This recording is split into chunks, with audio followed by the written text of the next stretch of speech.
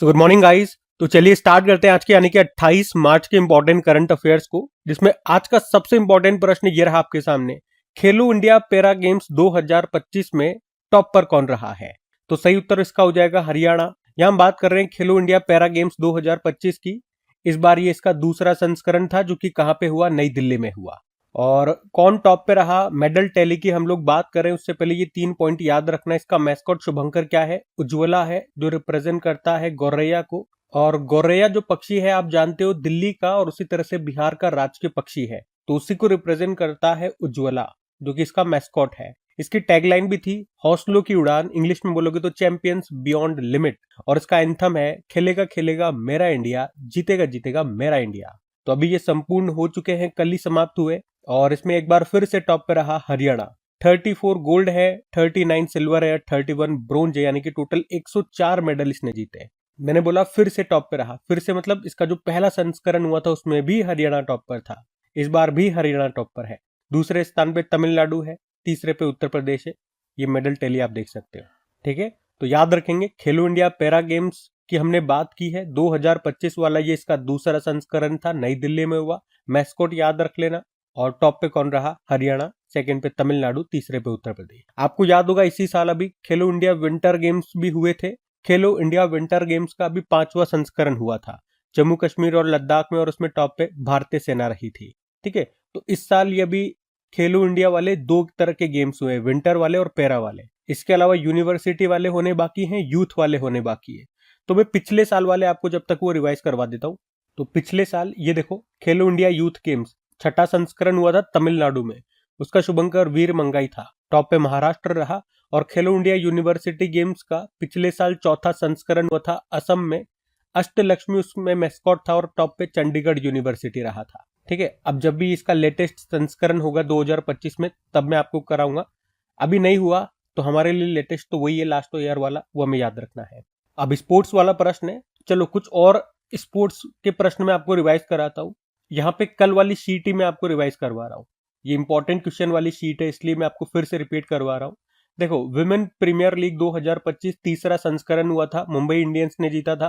फिर से दिल्ली कैपिटल उपविजेता रहा। ऑरेंज कैप जो सबसे ज्यादा रन बनाते उन्हें मिलती है, नेट साइबर ब्रेट को मिली थी मुंबई इंडियंस की। और पर्पल कैप एमिलिया केर को मिली, ये मुंबई इंडियंस की है, ये सबसे ज्यादा विकेट लेते उनको मिलती है। खेलो इंडिया विंटर गेम्स हमने देख ही लिया। बाकी अभी world para athlete grand prix 2025 हुआ था नई दिल्ली में, पहली बार भारत ने होस्ट किया, तो इंपॉर्टेंट रहेगा हमारे लिए। इसमें भारत ने 134 मेडल जीते थे और टॉप पे रहा था। कॉमनवेल्थ गेम्स फेडरेशन का नाम बदल के कॉमनवेल्थ स्पोर्ट हो गया। 11,000 वनडे रन बनाने वाले दूसरे सबसे तेज बल्लेबाज बन गए रोहित शर्मा, 261 पारियों में ऐसा किया इन्होंने। लेकिन अभी भी ये दूसरे स्थान पर है, क्योंकि पहले स्थान पर विराट कोहली है, 222 पारियों में उन्होंने ये कारनामा किया था। वैसे अभी इंटरनेशनल ओलंपिक कमेटी की पहली महिला अध्यक्ष बन गई हैं क्रिस्टी कोवेंट्री, नाम है, जिम्बाब्वे की है, याद रखना। और कबड्डी वर्ल्ड कप 2025 अभी इंग्लैंड में हुए थे, दूसरा संस्करण था। पहली बार ऐसा हुआ जब एशिया के बाहर इसका आयोजन हुआ। मेंस और वुमेन्स दोनों कैटेगरी में भारत विजेता रहा, भारत ने इंग्लैंड को हराया। और अभी नवे एशियन विंटर गेम्स 2025 चीन के हार्बिन शहर में हुए थे, उसमें मैस्कॉट बिन बिन और निनी था। उसमें टॉप पे चाइना था, भारत ने एक भी मेडल नहीं जीता। और अगले वाले जो 10वें एशियन विंटर गेम्स होंगे 2029 में, वो सऊदी अरब में होंगे, ठीक है। तो ये सब ध्यान में रखना। अगला प्रश्न देखते हैं। फिर अगले प्रश्न में पूछ रहे हैं, हाल ही में किस राज्य सरकार ने नागरिक सेवाओं के लिए एआई चैटबॉट सारथी लॉन्च किया है? तो आंसर होगा हरियाणा ने। तो अभी हरियाणा के जो मुख्यमंत्री हैं नायब सिंह सैनी, उन्होंने हरियाणा में डिजिटल गवर्नेंस को बढ़ावा देने के लिए सारथी नाम से एक एआई चैटबॉट को लॉन्च किया है।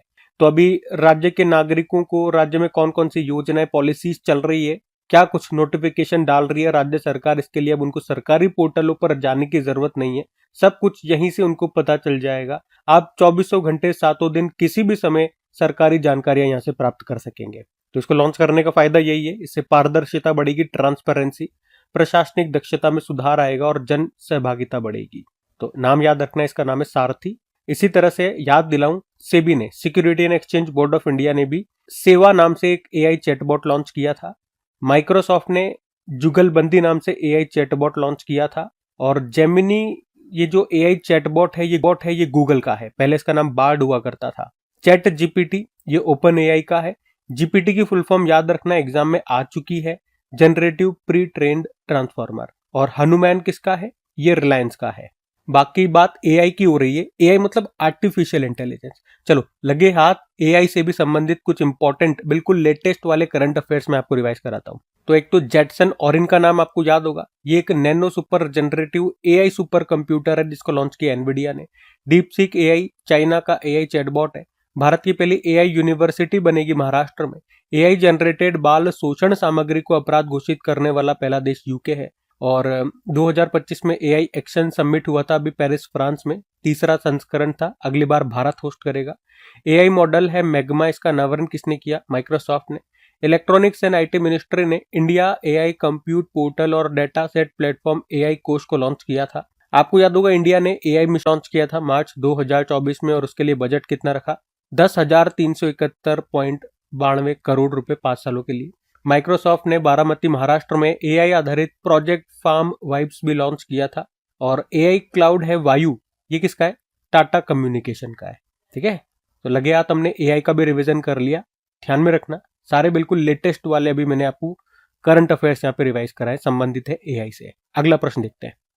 फिर अगला प्रश्न भी इंपॉर्टेंट है कि अभी 1 मई 2025 से आरबीआई के अनुसार भारत में एटीएम से नकद निकासी पर कितना चार्ज लगेगा? सही उत्तर होगा 19 रुपए। तो अभी आरबीआई ने 1 मई 2025 से एटीएम इंटरचेंज फीस में बढ़ोतरी को मंजूरी दे दी है। मतलब अब आप एटीएम से पैसे निकालोगे और आप पे 19 रुपए चार्ज लगेगा। लेकिन उससे पहले आपको ये तो पता हो कि एटीएम को यूज करते हो तो कुछ फ्री लिमिट्स आपको हर महीने दी जाती हैं। जिनको नहीं पता एक बार मैं आपको बता देता हूं, ये सबको पता होना जरूरी है। बहुत सारे स्टूडेंट्स इसमें कंफ्यूज रहते हैं। तो दो तरह के केस लेते हैं। देखो, एक तो खुद के बैंक के एटीएम से पैसे निकाल रहे हैं, एक दूसरे के बैंक के एटीएम से निकाल रहे हैं। जैसे मेरा एसबीआई है तो एसबीआई के एटीएम से निकाल रहा हूं, और एक बार किसी कोई दूसरा बैंक ले लो, यस बैंक हो गया, बैंक ऑफ बड़ौदा हो गया, उसके एटीएम से मैं निकाल रहा हूं। और इसमें भी दो कंडीशन है, मैं मेट्रो सिटी में रहता हूं या नॉन मेट्रो सिटी में रहता हूं। तो आरबीआई क्या कहता है, अगर मैं मेरे ही बैंक के एटीएम से पैसे निकालता हूं, फिर चाहे मैं कहीं पर भी रहता हूं, मेट्रो में नॉन मेट्रो में, तो हर महीने मुझे 5 फ्री ट्रांजेक्शन करने होंगे। मतलब मुझे 5 फ्री ट्रांजेक्शन मिलेंगे। लेकिन अगर मैं दूसरे बैंक के एटीएम का इस्तेमाल करता हूं तो उस केस में अगर मैं मेट्रो सिटी में रहता हूं तो हर महीने 3 फ्री ट्रांजेक्शन में कर सकता हूं, नॉन मेट्रो सिटी में रहता हूं तो 5 फ्री ट्रांजेक्शन कर सकता हूं। तो इस तरह से आप देखोगे टोटल एक महीने में कितने फ्री ट्रांजेक्शन में कर सकता हूं, मतलब कितनी बार एटीएम को फ्री में यूज कर सकता हूं।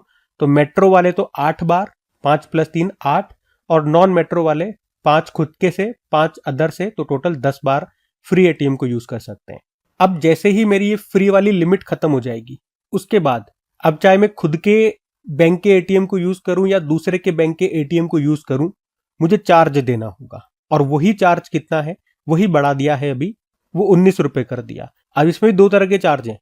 अगर मैं फाइनेंशियल ट्रांजेक्शन करता हूं, यानी कि कैश निकाल रहा हूं, एटीएम में ज्यादातर लोग कैश निकाल नहीं जाते, अगर मैं कैश निकाल रहा हूं तो अब मुझे प्रत्येक ट्रांजेक्शन के 19 रुपए देने होंगे फ्री लिमिट खत्म होने के बाद। पहले ये लिमिट मतलब पहले ये चार्ज 17 रुपए थे, अभी 2 रुपए बढ़ा के 19 कर दिया।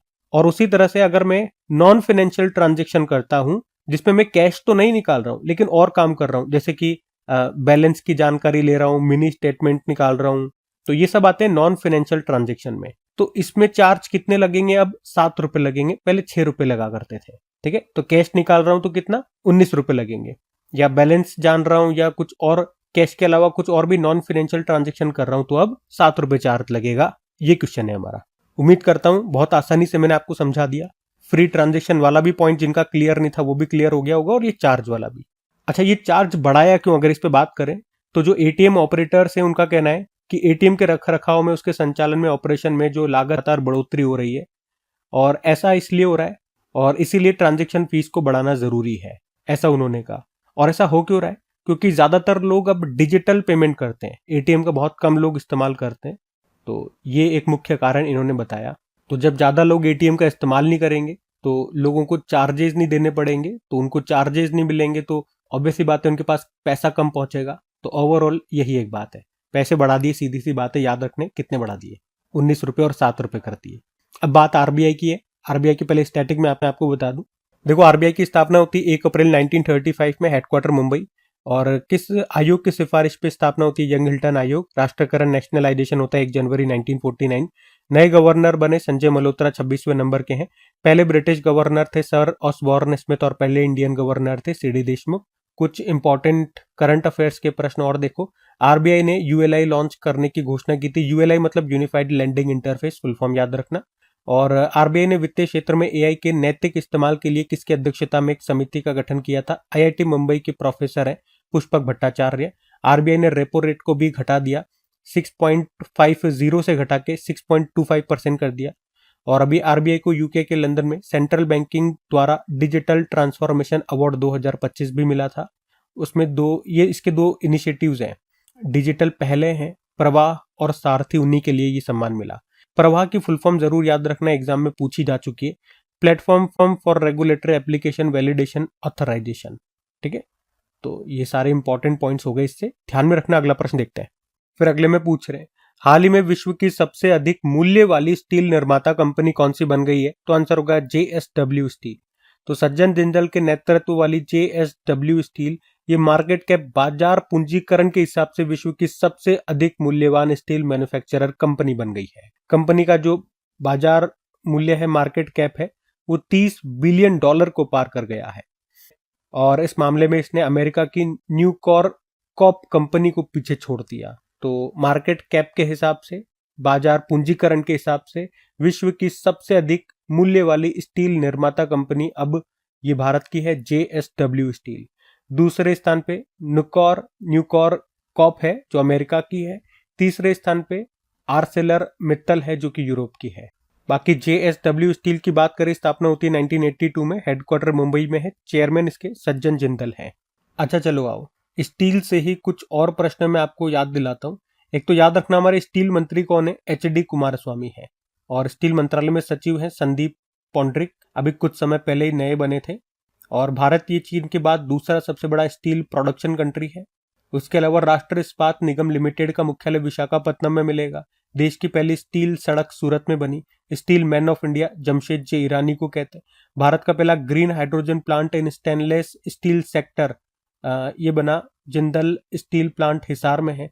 रेस्पॉन्सिबल स्टील सर्टिफिकेशन हासिल करने वाला भारत का पहला प्लांट टाटा स्टील है जमशेदपुर में। इंडियन स्टील एसोसिएशन के प्रेसिडेंट बने नवीन जिंदल। वर्ल्ड स्टील एसोसिएशन के अध्यक्ष हैं टीवी नरेंद्रन, दूसरे भारतीय हैं इस पद पर आने वाले। वर्ल्ड स्टील एसोसिएशन की स्थापना होती है 1967 और मुख्यालय है ब्रुसेल बेल्जियम में। उसके अलावा याद रखना, केंद्र सरकार ने 2034 तक कितने मिलियन टन घरेलू इस्पात स्टील उत्पादन का लक्ष्य रखा? 500 मिलियन टन। और टाटा स्टील ने भारत की सबसे बड़ी ब्लास्ट फर्नेस सुविधा कहां शुरू की? उड़ीसा के कलिंग नगर में। और Tata steel hydrogen transport pipe विकसित करने वाली भारत की पहली कंपनी बनी थी। ठीक है, तो स्टील से संबंधित ये कुछ इंपॉर्टेंट प्रश्न, कुछ स्टैटिक, कुछ करंट अफेयर्स के मैंने आपको रिवाइज कराए, ध्यान में रखना। अगला प्रश्न देखते हैं। फिर अगले में पूछ रहे हैं, अभी हाल ही में विश्व रंगमंच दिवस ये कब मनाया गया? तो आंसर होगा 27 मार्च को। वर्ल्ड थिएटर डे बोलते हैं अंग्रेजी में, 27 मार्च को मनाया जाता है। और किसके द्वारा मनाया जाता है? अंतरराष्ट्रीय रंगमंच संस्थान इंटरनेशनल थिएटर इंस्टीट्यूट के द्वारा। मनाने का उद्देश्य रंगमंच के महत्व को उजागर करना और कलाकारों को प्रोत्साहित करना। आप जानते हो भारत का सबसे बड़ा थिएटर फेस्टिवल ये कौन सा है? भारंग महोत्सव। 2025 में ये नई दिल्ली में मनाया गया। लेकिन अगर आपसे पूछे धानु यात्रा महोत्सव ये कहाँ का है? उड़ीसा का है। ये विश्व का सबसे बड़ा ओपन एयर थिएटर महोत्सव है, 11 दिनों तक चलता है। ये प्रश्न एग्जाम में पूछा जा चुका है, तो स्पेशली इसको याद रखना। तो इस बार हमने पढ़ा वर्ल्ड थिएटर डे 27 मार्च को होता है। और जब भी इंपॉर्टेंट डे वाला प्रश्न आता है, हर बार मैं आपको रिवाइज कराता हूं। आज मैं आपको रिवाइज नहीं करा रहा। आज आप खुद से कोशिश करो कि अभी तक के जो मार्च में इंपॉर्टेंट डेज हमने पढ़ लिए हैं उसमें से कौन कौन से आपको याद है। और अगर लिखने में आपको जोर आता है तो इससे भी अच्छा मैं आपको एक ऑप्शन देता हूं, आपको अपने आप को टेस्ट करने का, कि इन डेज की मैंने क्विज बना दी अपनी क्रिक एग्जाम एप्लीकेशन पे। अभी जनवरी हो गया, फरवरी हो गया, मार्च चल रहा है, मार्च भी खत्म होने वाला है। तो आज तक के वर्ल्ड थिएटर डे तक के जितने भी इंपॉर्टेंट डेज हैं, अलग से डेज की मैंने क्विज बना दी अपनी क्रिक एग्जाम एप्लीकेशन पे। तो वहां जाकर के आप क्विज लगाना और फिर आप देखना कि कितने प्रश्न आपसे बन पा रहे हैं, कितने नहीं बन पा रहे हैं। जनवरी की मिल जाएगी वहां, फरवरी की और मार्च की आपको मिल जाएगी, जिसमें आपको लिखना भी नहीं पड़ेगा, आपको जोर भी नहीं आएगा। सिंपल सा एमसीक्यू फॉर्मेट में प्रश्न आपके सामने आएंगे कौन बनेगा करोड़पति की तरह, और आपको सही उत्तर लगाना है। और अपनी क्रिक एग्जाम एप्लीकेशन पे बहुत ही अच्छी अच्छी तरह की क्विजेज आपको मिल रही है आपकी तैयारी को बूस्ट करने के लिए, प्रैक्टिस को बनाए रखने के लिए। तो क्विज लगाते रहो time to time. Crack exam application का लिंक डिस्क्रिप्शन बॉक्स में है या डायरेक्ट गूगल प्ले स्टोर से आप इंस्टॉल कर सकते हो। अभी अगले प्रश्न की ओर बढ़ते हैं। फिर अगले में पूछ रहे हैं, अगला भी अच्छा प्रश्न है कि अभी भारत सरकार के अनुसार पिछले 10 सालों में सर्वाधिक वन भूमि को विकास और गैर वन उपयोग के लिए किस राज्य में डाइवर्ट किया गया है, यह ट्रांसफर किया गया है। तो सही उत्तर हो जाएगा मध्य प्रदेश। इसको समझते हैं हम। तो एक तो आपको याद है हमारे पर्यावरण मंत्री कौन है, भूपेंद्र यादव।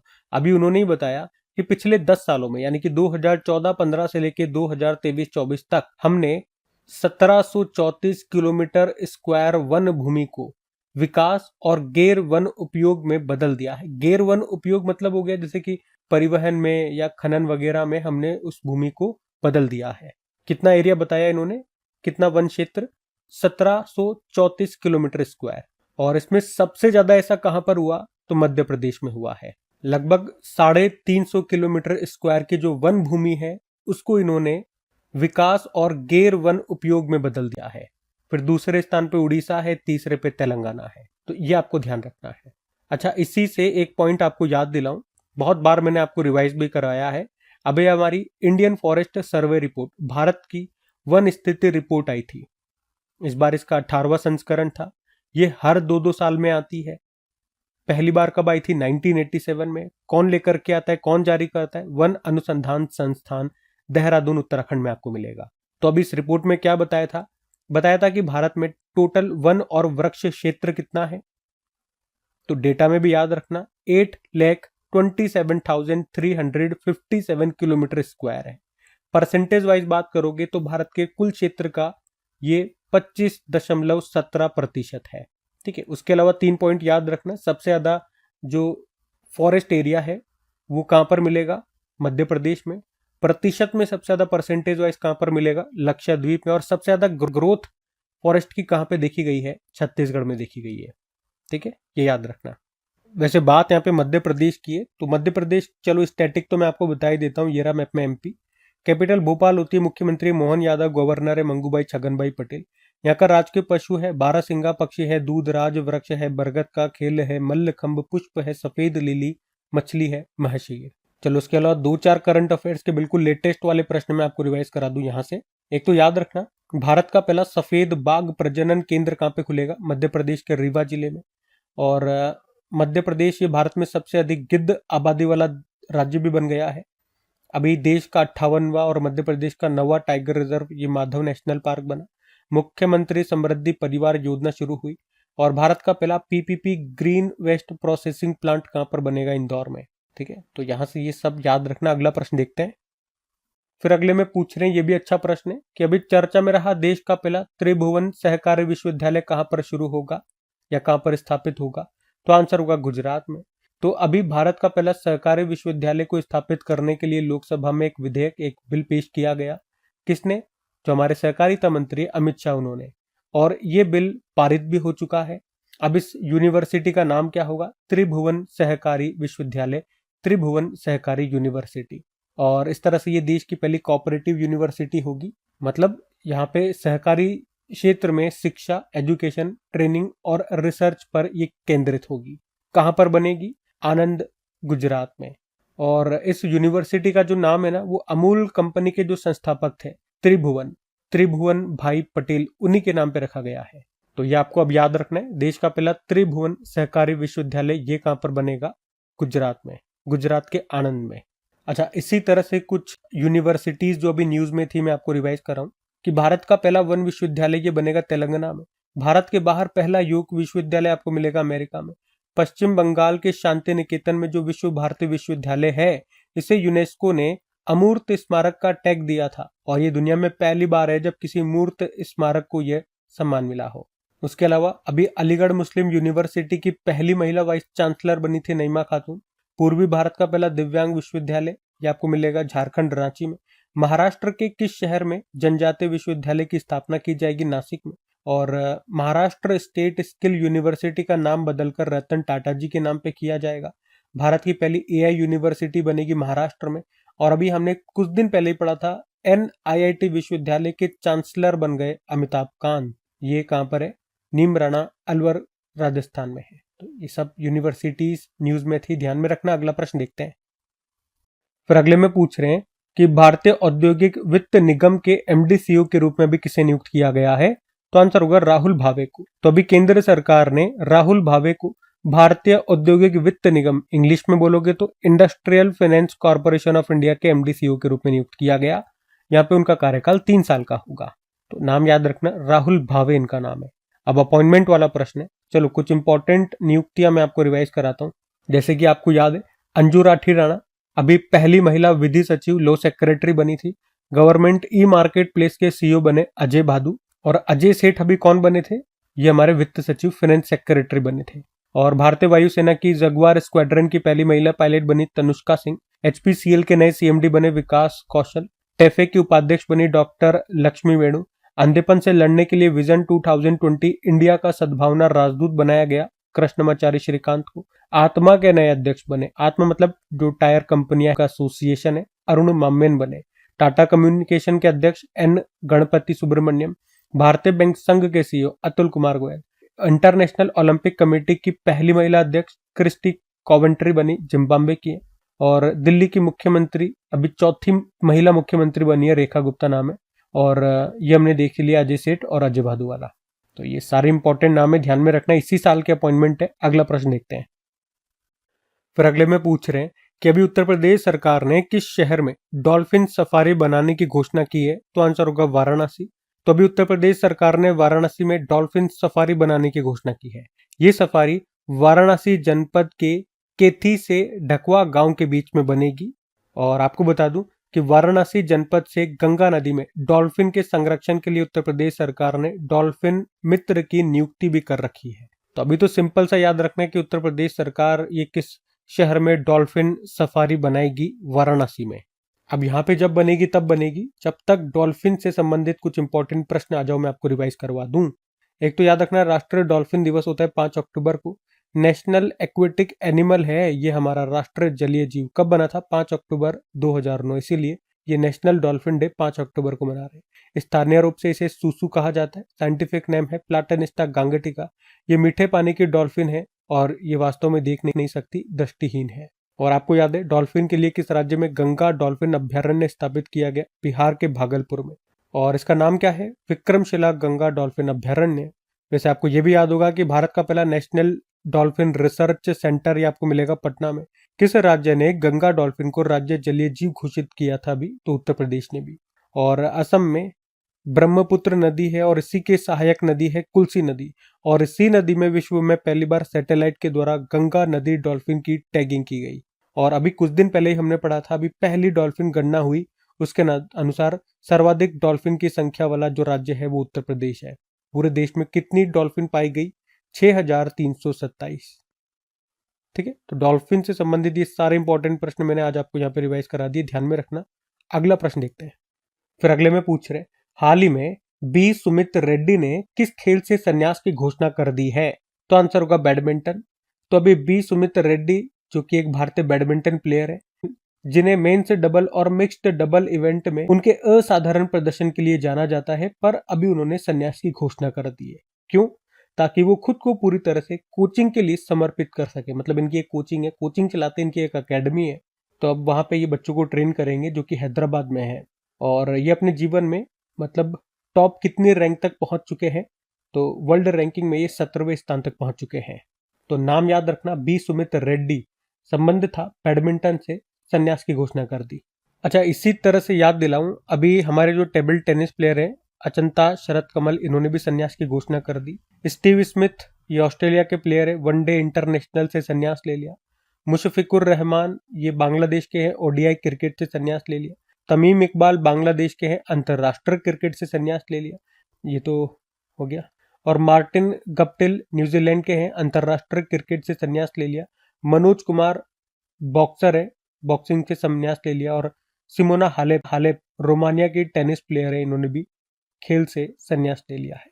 और आज हमने पढ़ा हमारे badminton player B Sumit Reddy, इन्होंने बैडमिंटन खेल से संन्यास ले लिया।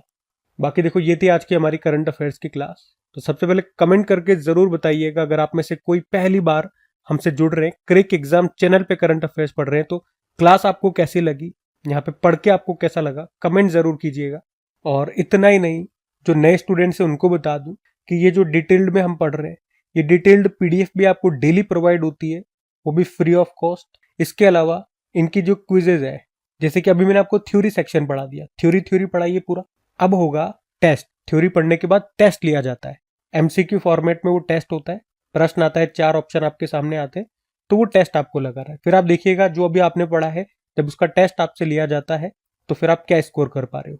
तो टेस्ट और पीडीएफ की आपको कहाँ मिलेगी, अपनी क्रिक एग्जाम एप्लीकेशन पे ही। उसके बारे में आपको बता चुका हूँ, डिस्क्रिप्शन में लिंक है, या गूगल प्ले स्टोर से डायरेक्ट डाउनलोड कर लो। बाकी सेशन अच्छा लगे, मेहनत अच्छी लगी तो प्लीज वीडियोस को सपोर्ट जरूर करना, अपने दोस्तों के साथ में स्टडी ग्रुप में एक बार शेयर कर देना, लाइक नहीं किया तो लाइक जरूर कर देना। आज की वीडियो के लाइक का टारगेट रखते हैं 5000 लाइक का। बाकी चलो अभी कल के करंट अफेयर्स का क्विक रिवीजन कर लेते हैं, फिर सेशन एंड करते हैं। तो कल पहला प्रश्न आपसे पूछा था, अभी न्यू डेवलपमेंट बैंक में शामिल होने की घोषणा किस देश ने की है, इंडोनेशिया। और भारत की पहली स्वदेशी एमआरआई मशीन कहां पर स्थापित की जाएगी, एम्स दिल्ली। और पहले राष्ट्रीय समुद्री खेल 2025 का आयोजन कहां पे किया जा रहा है, मुंबई। अंग्रेजी भाषा श्रेणी में साहित्य अकादमी अनुवाद पुरस्कार 2024 के लिए किसे चुना गया, हजारों ख्वाहिशें ऐसी। और देश की पहली नाइट सफारी कहां पर शुरू होगी, उत्तर प्रदेश में, उत्तर प्रदेश के लखनऊ में। केंद्र सरकार ने एमएसएमई क्षेत्र के सूक्ष्म उद्यमों के लिए कारोबार की कितनी नई सीमा अधिसूचित की है, 10 करोड़ रुपए। भारत का पहला PSA squash copper tournament the India open 2025 का आयोजन कहां पे किया गया, महाराष्ट्र। 7वां एक्ट ईस्ट बिजनेस शो 2025 कहां पर आयोजित किया गया, शिलोंग। और 1.3 फीट लंबी गिनीज वर्ल्ड रिकॉर्ड धारक दुनिया की सबसे छोटी बकरी का नाम क्या है, करुम्बी। और आखिरी प्रश्न पूछा था, अनुसंधान नेशनल रिसर्च फाउंडेशन के सीईओ कौन बन गए, डॉक्टर शिव कुमार। चलो कल का भी होमवर्क प्रश्न एक तो सेशन एंड करते हैं। तो कल आपसे पूछा था, दूसरी नाविका सागर परिक्रमा 2024 कहां पर शुरू हुई, गोवा। आप सभी ने प्रश्न का बिल्कुल सही उत्तर दिया। अब ये आज का आपका होमवर्क प्रश्न,